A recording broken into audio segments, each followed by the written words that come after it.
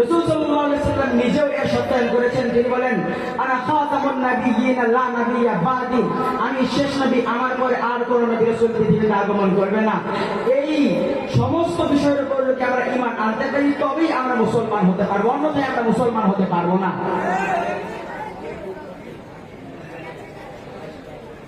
রাসূল সাল্লাল্লাহু আলাইহি ওয়াসাল্লাম বলেন যে আমার পরে কিয়ামত পর্যন্ত 30 জন মিথ্যা নবীয়তের দাবিদার পৃথিবীতে আবির্ভাব হবে। তার মধ্যে 28 জন অতিবাহিত হয়ে গিয়েছে। এর ভিতরে গোলাম আহমদ কাদিয়ানী একজন। কাদিয়ান নগরে জন্মগ্রহণ করা মানুষরূপী এক হায়না, এক জানোয়ার। সে দাবি করেছে সে নাকি নবী, অথচ রাসূল সাল্লাল্লাহু আলাইহি ওয়াসাল্লাম বলেন তিনিই শেষ নবী। রাসূলের পরে যে ব্যক্তি নবুয়তের দাবি করবে সে হলো কাফের। যারা তার অনুসরণ করবে তারাও কাফের।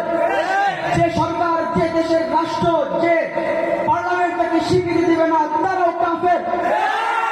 যারা তাকে কাফের হিসেবে মানতে অস্বীকার করবে, অস্বীকার করবে তারাও কাফের। সুতরাং 90% মুসলমানের দেশে গোলাম মোহাম্মদ কাদিয়ানী তার অনুসারীরা বাংলার পার্বত্য অঞ্চলে কিছু সাধারণ মুসলমানদের মধ্যে ঈমান নষ্ট করার জন্য নিজেদের কাফের নামটা লুকিয়ে নিজেদেরকে দাবি করেছে তারা নাকি আহমাদিয়া মুসলমান, আহমাদিয়া মুসলিম জামাত। তারা কোনো মুসলিম জামাত নয়, তারা সুস্পষ্ট কাফের। আমাদের দাবি হলো এই বাংলার জমিনের মধ্যে কোন কাফের, কোন মুসলমানের নাম, কোন মুসলমানের পরিভাষা ব্যবহার করে জমিনের মধ্যে থাকতে পারবে না। কাফের, মুশরিক, হিন্দু, বৌদ্ধ, খ্রিস্টান সকলেই জমিনের মধ্যে থাকতে পারবে, আমাদের কোনো সমস্যা নাই। এটা সেকুলারিজম দেশ।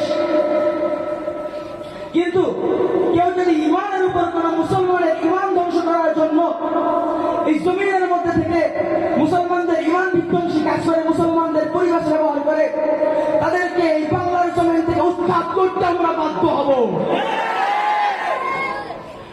আমরা কয়েকদিন আগে সমাবেশ করেছি, সেখানে আমরা দাবি করেছিলাম যারা বাংলাদেশ পার্লামেন্ট ঘোষণা করে দেয় যে তারা কোনো মুসলিম জামাত নয়, তারা কাফের। তারা জন্য তাদের উপাসনালয়কে মসজিদ না বলে, কিন্তু তারা বাংলাদেশ পার্লামেন্ট সেটা এখনো পর্যন্ত কানে নেয়নি। আমরা পরিষ্কার ভাষায় ঘোষণা করে দিতে চাই, অল্প সময়ের বক্তব্য, সময় সংক্ষিপ্ত। আমি আবার এখান থেকে বের হয়ে লন্ডনের উদ্দেশ্যে রওনা